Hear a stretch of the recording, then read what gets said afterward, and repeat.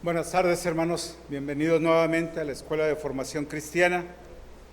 Y les voy a pedir si podemos hacer oración antes de iniciar esta clase para estar en las manos de nuestro Dios. Oremos. Bendito Padre Celestial, gracias, Señor, te damos por la oportunidad, Señor, de poder estar en tu casa de oración y tratar estos temas, Señor, que están en tu palabra y que hace miles de años tú los dejaste para guiarnos, para retomarlos nosotros y poder tener, Señor, una regla, una guía que nos impulse, Señor, a seguir adelante ante los embates del mundo.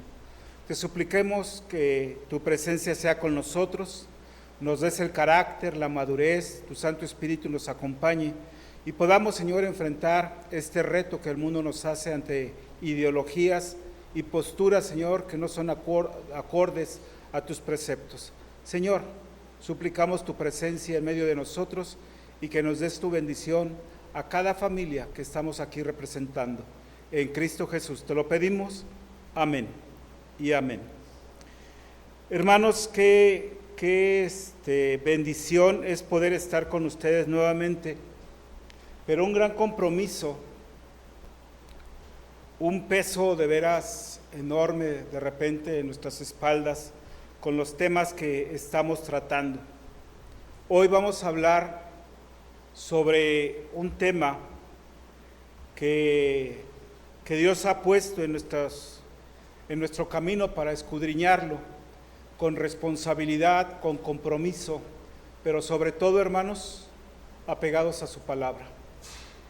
El tema que hoy nos ocupa es que hemos sido creados a imagen de Dios, nos creó, varón y hembra nos creó.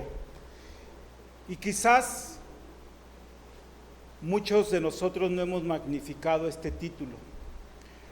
Lo hemos escuchado, lo hemos leído muchas veces, pero no podemos entender todavía lo que es ser hechos a imagen de nuestro Dios.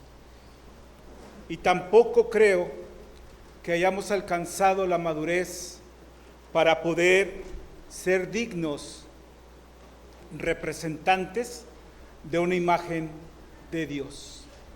Yo no sé si usted pueda magnificar, y es una pregunta, y quisiera que tuviéramos 2, 3 respuestas de qué es lo que concebimos como imagen. La palabra de Dios nos dice que tenemos un solo Dios y que no hay otro, y que no debemos hacernos ni imagen ni nada semejante de Dios, estando en los cielos, en la tierra o abajo de la tierra, las aguas debajo de la tierra, que no nos hagamos imagen. Pero el tema sí nos ocupa de saber por qué Dios dice que nos hizo a su imagen y esto qué implica. ¿Usted como creyente realmente siente esa vestimenta, siente esa imagen de Dios en su persona? Cuando hace sus actividades todos los días, ¿lo hace con esa imagen de Dios? Cuando trata con otras personas, habla con ellas de acuerdo a la imagen que Dios le dio.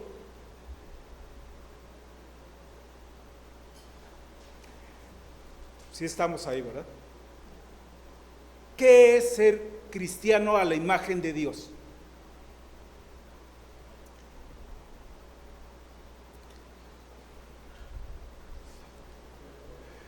A lo mejor lo digo muy áspero, ¿verdad? Pero sí. Por ejemplo, si conocemos los atributos de nuestro Dios, podemos tener una representación de lo que es, de lo que Él es y de lo que quiere que nosotros seamos.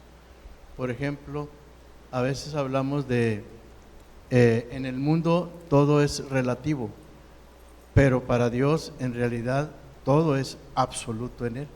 Es decir, no mentimos, ¿verdad? pero no porque nos vean mal, porque nos vayan a descubrir, porque sea un mal ejemplo. No, no, no, sino que no mentimos porque Dios es verdad. Entonces nosotros, si sabemos que somos a imagen de Dios y Dios es verdad, la verdad también debe estar en uno. Y así podíamos algunos otros valores, ¿verdad?, que entendemos aquí en el mundo y que Dios nos los muestra como sus verdades absolutas. Dios es amor, ¿verdad? Amén. Dios es fiel, ¿verdad? Entonces, esa es la semejanza que Dios nos dice que nos creó a la imagen de Él. Muy bien, hermano, un ejemplo muy livianito, pero ¿hay alguien aquí que no haya mentido? No me digan nada, no me digan nada. Hermanos, de alguna manera estamos faltando a esa verdad. Otro ejemplo, hermanos. Gracias, hermano Camarena, muy buen ejemplo. ¿Qué ha hecho usted para otros de acuerdo a su imagen de Dios? Mi hermana, por favor, allá atrás. Para mí Debe estar en punto verde, ¿sí? Ahí está, ahí está. para mí la semejanza de Dios es la bondad y el amor, porque Él nos dijo, ama a tu prójimo como a ti mismo. Amén. Muy bien, hermana. Y es por eso que nos amamos, nos perdonamos, nos reconciliamos y todos los días nos saludamos, nos abrazamos y nos besamos. ¿Alguien ha faltado al amor? No me contesten. Otro ejemplo y ya empezamos la clase. David, por favor. Desde la casa, ¿no? El trato de nosotros hacia nuestra esposa y de la esposa hacia los esposos, ¿no? Y con los hijos. Es un ejemplo de cómo Dios trata a su iglesia y cómo nos pide que seamos un ejemplo de Él dentro del matrimonio o dentro de la familia, ¿no? Muy bien, David. Sí, yo creo que todos tenemos experiencia de estar en un hogar, de tener pareja, de ser hijo, de ser hija, de ser hermanos, y todos nos amamos en el hogar, ¿verdad? Qué bueno que no lo hacemos, o a ver qué modo decirles, qué bueno que Dios no nos ama de esa manera, porque si no, qué difícil sería para nosotros. Hermanos, el tema que vamos a tratar hoy trata específicamente de eso, que como pueblo de Dios no hemos dado el testimonio que Dios quiere que demos. Y es por eso que las corrientes del mundo están investigando, están inventando tantas ideologías porque no han podido entender cuál es el propósito de Dios en su creación. Y está en nuestros hechos, en nuestras acciones, poderle demostrar al mundo lo que es una familia en Cristo Jesús. He ahí el detalle, dijo Cantinflas. Qué difícil, hermanos, poder dar testimonio de la imagen de Dios. Y quizás como cristianos podemos justificarnos y decir,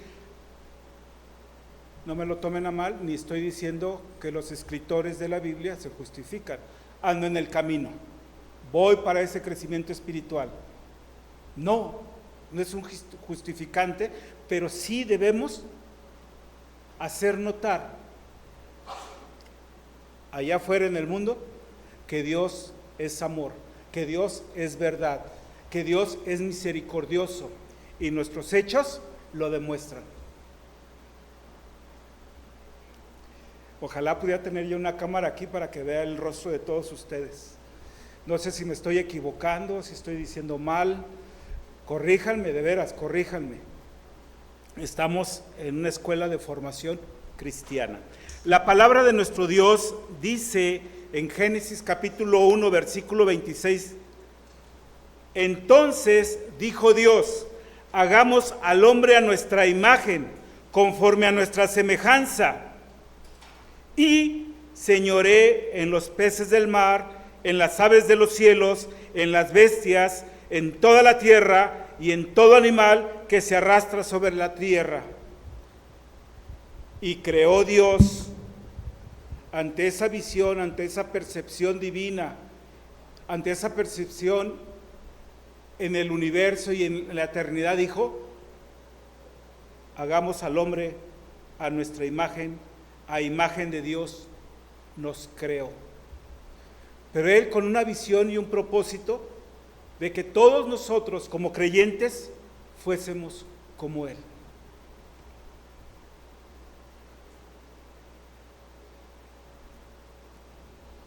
Qué interesante poder tener la oportunidad hoy en día de poder leer la palabra de nuestro Dios y poder tener en nuestra mente que todavía tenemos oportunidad de hacer un cambio en nuestras vidas. Y hacer un cambio en nuestras vidas por los eventos que están llegando a la iglesia y a nuestro hogar, que nos están afectando, que están afectando a la sociedad y que están buscando un cambio que no es el propósito de Dios de su creación o para su creación. Y hoy por esas ideologías, hoy nosotros tenemos que meternos a la palabra de Dios, escudriñarla y entender que hemos sido hechos y formados a su imagen y semejanza con un propósito. Y conforme usted crea, conforme usted lea y crezca en espíritu, usted podrá ser como Pablo, caminando, y habrá un día que Dios lo permita, podamos alcanzar la estatura del varón perfecto. Pero por lo tanto, debemos dejar una estela, una huella que diga quién es el pueblo de Dios. Y no por nuestras palabras, sino por nuestros hechos, por esa semejanza y esas características que Dios nos ha dado. Y leo el objetivo de nuestro manual, que dice que el alumno, ustedes y yo, regresemos, y aquí me llama mucho la atención porque utilizan esta palabra, regresemos. O sea que equivocamos el rumbo, o sea que dejamos de ser la imagen de Dios, o sea que no estamos practicando lo que Dios nos está diciendo. ¿Qué es lo que entendemos por que el alumno regrese a su comprensión original? Hubo un momento en que Dios llamó su vida, llamó su atención y le dijo: de aquí en adelante eres mío y yo voy a ser tu Dios. Y en ese momento hubo un cambio en nuestras vidas y todos decimos constantemente y acostumbrados y a través de la tradición quizás: soy nueva criatura, pero realmente hemos llegado a ser esa criatura que Dios quiere que seamos. Nada más eso me puso a pensar esta palabra regrese. Pues ¿cuándo nos perdimos? ¿Cuándo su iglesia se perdió? ¿Usted se siente perdido para que regrese? Dejamos la casa como lo hizo aquel hermano que se sentía mal en su casa y pidió su herencia adelantada para salir de su hogar. ¿Usted se siente como el hijo prójimo? Pródigo, ¿qué dije? Qué bueno que hay la ayuda idónea. Hermanos, cuando leemos la palabra nos dice que debamos hacerlo con profundidad. Y esta palabra, regrese, me ha pegado no sabe cuánto. Y lo primero que indica es que yo soy el primero que estoy equivocado. Yo debo regresar a comprender, a esa comprensión original y bíblica, la cual, ¿tienen ahí su manual? ¿Hay alguien que quiera leer cuál es el propósito de este objetivo? Aquí la hermana Rosita. la cual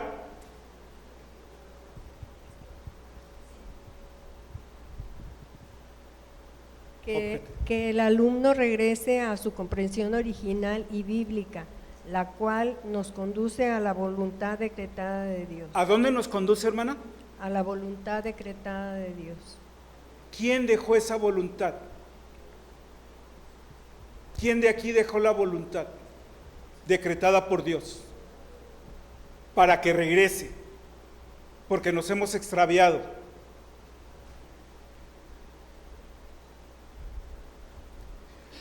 Hermanos, esto a mí me obliga, y les digo con responsabilidad, lo digo, a decirle que nos hemos equivocado. En algo nos hemos equivocado. No hemos sabido ser ese testimonio que Dios quiere que seamos para la humanidad. Nos sentimos muy contentos, muy a gusto de vernos aquí todos los domingos, saludarnos, ver el regreso del hermano de Tamaulipas que gracias a Dios salvó su vida ante ese accidente. Es un gozo y lo acabamos de despedir. Pero eso es todo lo que nos pide el Señor. ¿O nos está pidiendo algo diferente? Yo creo que a cada uno de nosotros nos pide una acción diferente. ¿De acuerdo a qué? ¿De acuerdo a qué, hermana Nidia? Dios se dirige a nosotros de acuerdo a qué. No viene ahí, hermana. ¿De acuerdo a qué, hermana Nidia? ¿Qué le pide Dios a usted? ¿De acuerdo a qué? Pues a la imagen de Dios, ¿no? Sí, pero en su persona, ¿de acuerdo a qué? A su fortaleza, a su crecimiento espiritual, a su devoción estando en la iglesia, y de repente Dios pone pruebas en el camino, y ante esas pruebas, ¿qué determinamos? Ay, no, con ese calor, no, gracias, yo paso. Dios le está hablando al pastor Andrés, a los pastores, sí, pero particularmente le está hablando a ustedes la iglesia, a ustedes no, a nosotros la iglesia. Cada uno de nosotros tenemos una responsabilidad de forma personal. ¿De forma qué? Personal. Con tu pareja, con tu familia, con tus hijos, en tu área laboral, en tu caminar diario. Dios quiere que seas imagen y semejanza de Él. La semana pasada hablamos e identificamos que la ideología de género es principalmente una distorsión de la sexualidad. ¿Por qué decimos o por qué establecimos la semana pasada que la ideología de género está haciendo una distorsión de la sexualidad? ¿Alguien que me quiera acompañar? Que me dé respuesta, hermano Camarena. Ya voy a pedir otros testigos. El hombre ha cambiado aquella orden, ¿verdad?, que Dios nos dio. Varón y hembra los creó para que, voy así en general, se unieran, fueran una sola carne, fructificaran, se multiplicaran, y nosotros mismos lo hemos cambiado, de tal modo, ya no nada más el matrimonio igualitario, no nada más eso, sino también el ya no desear multiplicarse, ¿verdad? Todo eso lo hemos cambiado, a eso es lo que me Muy refiero. bien, hermano. Es una ideología que está imperando, se está imponiendo a través de las redes sociales, a través de los medios de comunicación, a través de las escuelas, las universidades, programas educativos, en donde las nuevas generaciones, los matrimonios jóvenes, cuando lleven a sus niños, los maestros que sigan esa ideología de género, le van a decir a tu niño, a tu niña, qué es lo que él puede convenirle más. Al niño le van a decir, el día que tú quieras, a la hora que tú quieras, puedes ser niña. A la niña, a la hora que tú quieras, como tú quieras, puedes ser niño. Y no nada más se lo van a decir, van a practicar los niños actividades de niñas, las niñas actividades de niños, para poder entender, y yo diría, mejor dicho, para poder, ¿qué? Distraer su atención, confundir sus principios de hogar, de familia cristiana y formar una nueva sociedad. Ay, qué bueno que no tengo hijos. No, ¿y tus nietos? ¿Y tus bisnietos? Entonces, esa semana pasada descubrimos que la ideología de género tiene el propósito de distorsionar lo que es la sexualidad. Y usted y yo podemos identificar lo que es la sexualidad. Podemos identificar cuando nace un bebé si es niño o es niña. ¿Cómo lo hacemos? ¿Cómo podemos identificar si un bebé puede ser niña o niña? ¿De acuerdo a qué? Sí, a ver, fuerte, fuerte. ¿A su qué? Sexo biológico. Muy bien. Eso pensamos nosotros. Pero la ideología de género dice que las características de un sexo biológico no son suficientes para determinar qué es un niño y qué es una niña. Usted y yo sabemos que el niño tiene pene, la niña tiene vagina, y por eso podemos identificar su género. Pues no, en la escuela le van a enseñar que él no basta con que tenga esa característica biológica, sino que si tú quieres y empieza un adoctrinamiento del cual nosotros no estamos preparando a nuestros hijos, no le estamos enseñando que él tiene un sexo o tiene un género de acuerdo a los principios y preceptos de Dios. ¿Y sabe por qué no lo hacemos? La semana pasada me llamaron la atención porque dije un chiste, hoy no voy a decir chistes. ¿Sabe por qué? ¿Sabe por qué no lo hacemos? Por ignorancia. No lo hacemos por un tabú, por un miedo que tenemos de lo que es la sexualidad. Y la semana pasada vimos que es lo más hermoso que pudo tener Dios para el ser humano. ¿Por qué? Porque le dio bendición y le dijo, multiplicad. ¿Y cómo se iba a multiplicar? Con algo divino.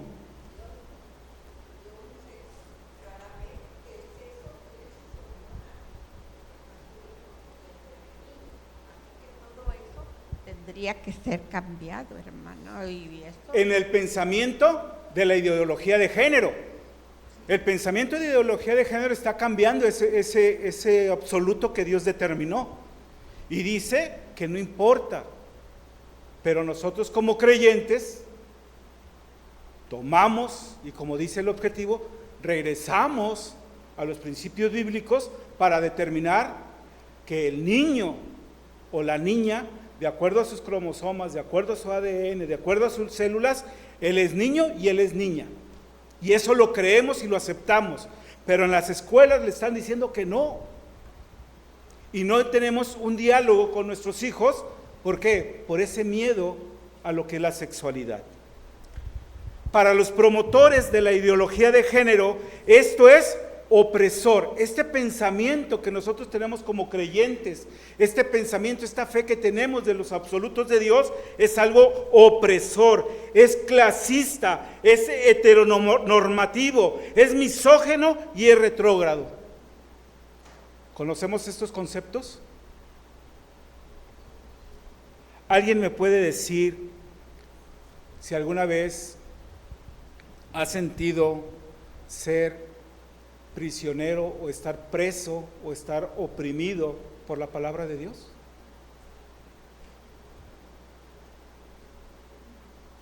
¿Sí están ahí? Porque ellos dicen que esto es opresor. Yo creo que la palabra de Dios es la que nos determina nuestro actuar diario. Así es. Y entonces no es una opresión, al contrario, nos da una libertad para podernos expresar y estar confiados en que Dios es el absoluto. Muy bien, hermana, gracias. Y sobre todo, hermana Nadia, eso, así que la clase esté activa. Yo difiero un poquito, hermanos. A ver. Como adultos ya tenemos un discernimiento y una capacidad de decir que no estamos oprimidos. Pero ¿qué pasa con nuestros jóvenes? Yo tengo 2 adolescentes en casa, yo fui adolescente incluso, aunque no lo crean. Y en esa edad nos sentimos un poco vulnerables ante lo que dice la escuela, los amigos, ahora las redes sociales, contra lo que dice la iglesia. Entonces creo que sí hay un poco de ese sentimiento, creo yo al menos en nuestros jóvenes y en algunos adultos puede ser, no lo sé. Sí, sí se Como vive. dice usted, por falta de conocimiento. Sí, y quisiera cerrar ahí el paréntesis, ahorita podemos hablar de lo que dice la hermana Nidia. Nos sentimos oprimidos y delimitados. Nadia, es en amor, hermano. Nadia, como adolescentes, yo viví muchas delimitaciones de mis padres. Y creo que todos y cada uno de nosotros vivimos esa limitación. ¿Pero por qué fue? ¿Por odio? Fue por amor, pero principalmente por los preceptos y creencias que ellos tenían hacia nosotros. Sí, es cierto, nos limita, pero para que no caigamos, y lo vamos a ver más adelante, a donde Él no quiere que caigamos, porque lo vamos a hacer por una eternidad. El hermano Camarena y después el hermano David Ríos.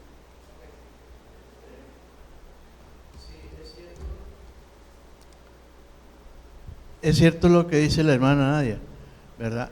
Porque pues la misma Biblia nos lo dice.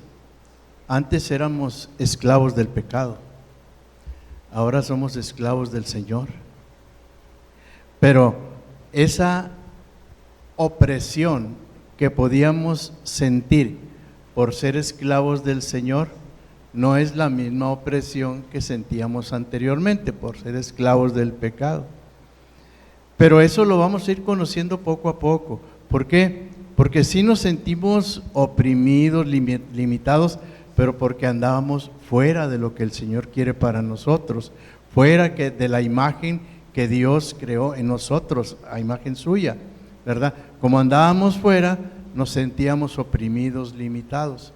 Bueno, ahora el pensamiento actual es nada de opresión, todo que sea libertad.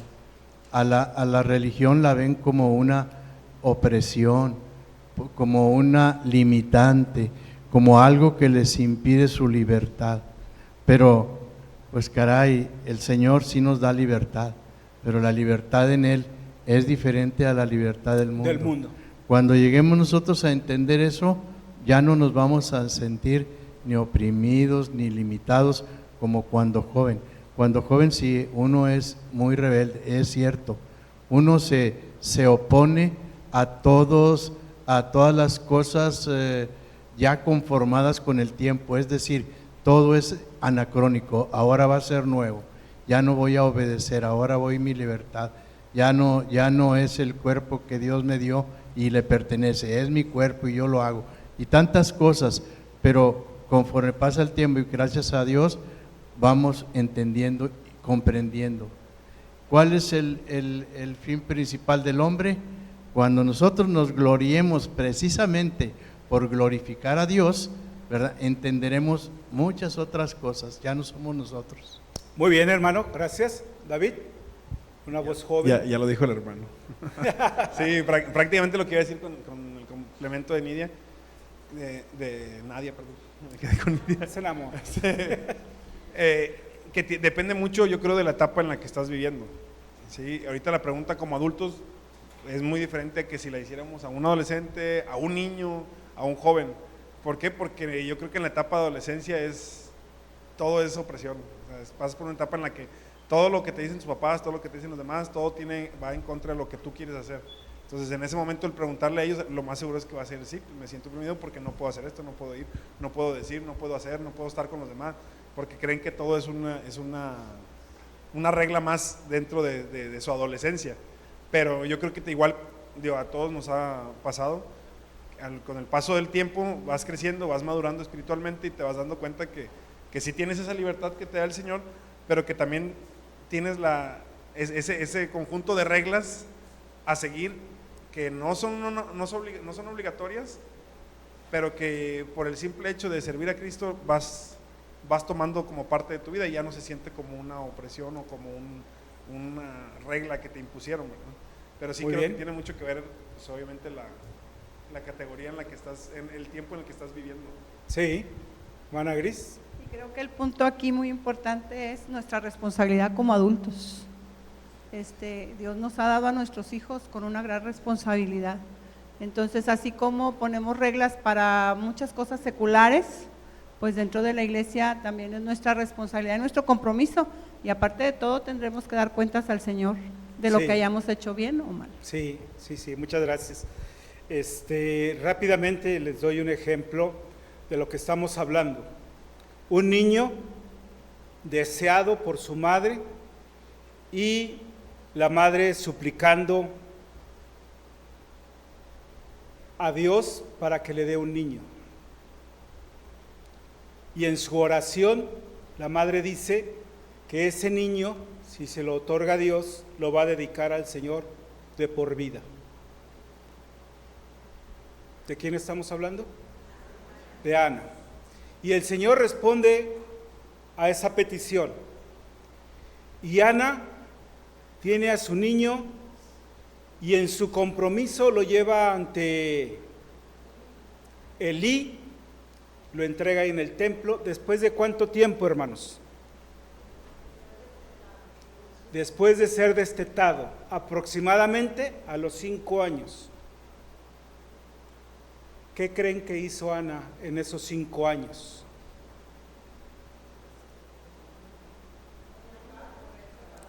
Lo educó, lo preparó, le inculcó su fe, hizo oración por él y se lo entregó al Señor después de ser destetado. Y la vida de Samuel es un ejemplo de un hijo de Dios, en el cual la familia se preocupó los primeros 5 años de su edad. Y Samuel dice que llegó con el sacerdote Elí, quien también era padre y tenía hijos, y sus hijos hicieron vivir la vida. Y Samuel no se acercó a ellos. No nos dice esto la Escritura, pero no fue tras de ellos, porque la cultura y la forma del mundo de aquel entonces era como los hijos de Elí. No, el niño no se descompuso. ¿Por qué? Porque fue educado esos primeros 5 años. Y eso, hermanos, es algo que hemos errado. Usted quiere que su niño de 30 años esté aquí a su lado. 5 años tienen para educarlo. Ustedes quieren que esté aquí sentado y dándole gloria a Dios por sus padres, tienen 5 años para educarlo. Hermano Roberto, por favor.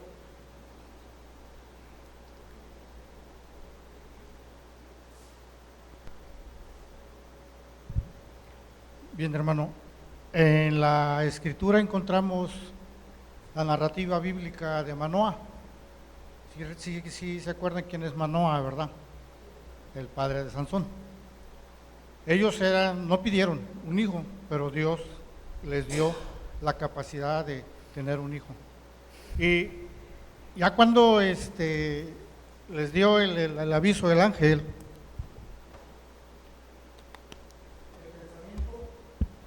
pensamiento de ellos, dice ahí en Jueces 13, capítulo 13, verso 12, entonces Manoah dijo, cuando tus palabras se cumplan, o sea, cuando las palabras se cumplan de que nazca el niño, dice así, ¿cómo debe ser la manera de vivir del niño y qué debemos hacer con él? Y el ángel de Jehová respondió a Manoah, la mujer se guardará de todas las cosas que ya le dije. O sea, ese es un ejemplo de que nosotros debemos siempre buscar la dirección de Dios. Amén. Nuestras hijas y nuestros hijos, nuestras nietas y nuestros nietos, Dios nos los da, nos los presta, pero debemos de pedir la dirección del Espíritu Santo para poder guiarlos, porque se van a enfrentar. Yo le he dicho a mi hijo, yo le digo, tú tienes un gran problema enfrente con tu niña, porque son tiempos difíciles, donde el mundo se quiere meter a la iglesia. La ideología de género, haga de cuenta que estamos peleando nosotros con el mundo secular. Ya casi nos estamos pareciendo al pueblo judío, donde la gente del mundo secular es gentil. Nada tiene que ver con la iglesia. Pero nosotros como cristianos tenemos que mandar a nuestras nietas, a nuestros hijos, a la escuela secular. Y ahí es donde se van a enfrentar. Pero ya deben de ir preparados. ¿Cómo? Con la guía del Espíritu Santo. Amén. Gracias. Gracias, hermano. Hermanos, qué interesante ante esta palabra opresión poder reflexionar con todo esto. Si a mí me hubieran dicho, no, vamos a hacerlo, vamos a actuar de acuerdo a lo que el mundo está llevando, ideologías que no son de nuestro Dios, y vamos a actuar. Eso fue nada más por lo opresor. Pero ¿qué es ser clasista? Nos vamos a ir rápido. ¿Qué es ser clasista? Unas personas de repente se muestran muy clasistas y discúlpame, pero no mereces el aire que respiro. Discúlpame, esté para allá. Pinta tu bosque y piérdete. ¿Qué es ser clasistas, hermano? Dividir las clases sociales, y están divididas, pero nosotros no las observamos. Todos somos criaturas del Señor, todos somos iguales a la imagen y semejanza de nuestro Dios, pero hay quien dice, pues tú hazte para allá porque no tienes el blanco que yo tengo. Así somos. O dijo aquel, así somos. Oye, no tienes la cartera que yo tengo, no tienes tienes carro, tienes bocho. Y empezamos a clasificar. Para nosotros eso no existe.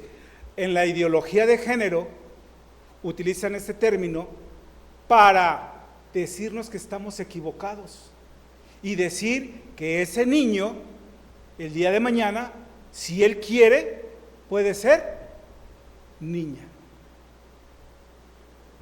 No le estés metiendo ideas que no. Esa es la ideología de género. ¿Qué es la palabra misógino?